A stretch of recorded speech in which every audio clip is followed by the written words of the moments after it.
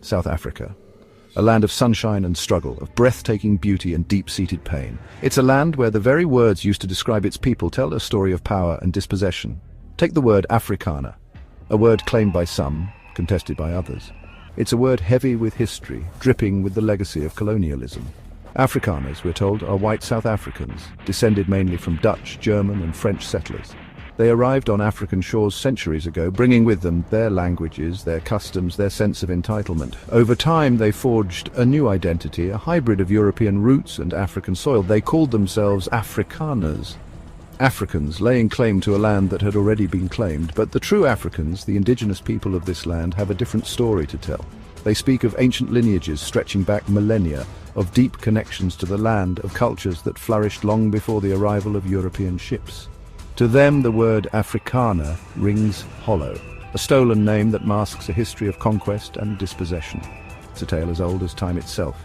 The colonizer arrives, claims ownership of the land and rewrites history to suit his narrative.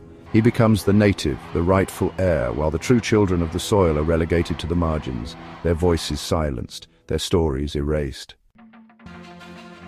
Let's be clear, the so-called Afrikaners are not African.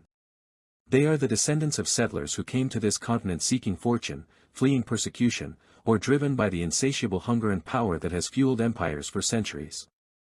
Their history in South Africa is inextricably intertwined with the dispossession and oppression of the indigenous African population. The arrival of settlers in South Africa marked the beginning of a long and brutal chapter in the nation's history. From the moment Jan van Riebeeck established a Dutch trading post at the Cape of Good Hope in 1652, the indigenous people of South Africa were subjected to violence, displacement, and systematic discrimination. The Dutch East India Company, driven by profit and greed, saw South Africa as a source of cheap labor and natural resources.